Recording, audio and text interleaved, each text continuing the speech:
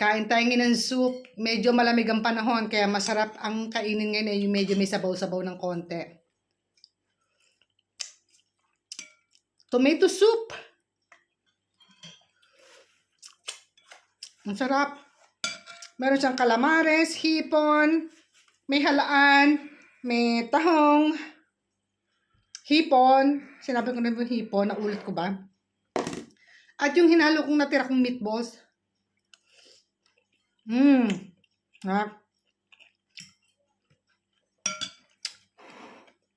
Walang kanin, walang pasta. Ayaw niya ng pasta dahil nga ilang araw ko na rin siya pinapakain ng pasta. Tinapay tayo, carbohydrates. Siyempre, ang tinapay harina, carbohydrates din yan. Kaya hindi ka makakaligtas. Ganito silang kumain, sinasawsaw nila.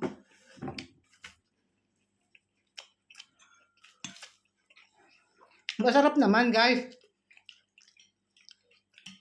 Doon sa mga sanay na kumain kahit walang rice, masarap to. Doon sa mga hindi sanay, mahirap kumain ng walang kanin.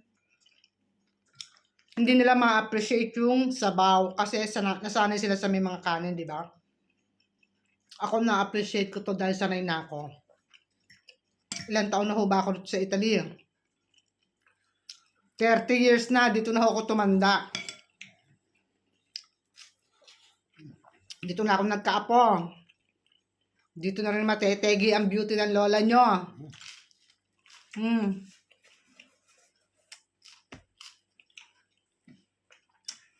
Guys, tuloy-tuloy niyo yung panonood. Huwag kayo mag-i-skip sa ads. Dahil pag in-skip niyo yung ads, useless din. Sayang din yung pag-i-effort ng lola nyo sa pagpo-post kung hindi nyo tatapusin ang ads. Tapusin niyo sana yung ating video, pati yung ads. Yun lang naman ho ang secret. Tulungan po tayo. Sarap. Sinapay. Tinost ko sa kawali. Wala kang toaster bread, pwede sa kawali. Lahat may paraan.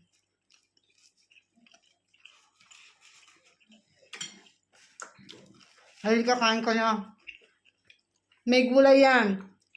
Sinahugan ko rin yan ng cauliflower. O, hindi mo ba nakita yan? Hindi makakaligtas yan. Laging may gulay ang plato ng inyong lola. Hindi maaring wala. Ano naman, gulay is life.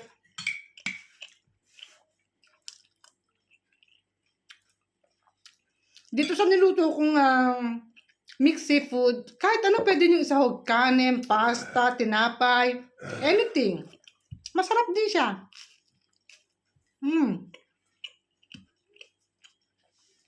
Comment down below kung anong gusto nyong iluto ko sa susunod. Pakishare na rin, ha? Salamat sa panonood. Bye! Pwede metro yung volume. Pero tanggal ko yung volume, baka makapiright tayo.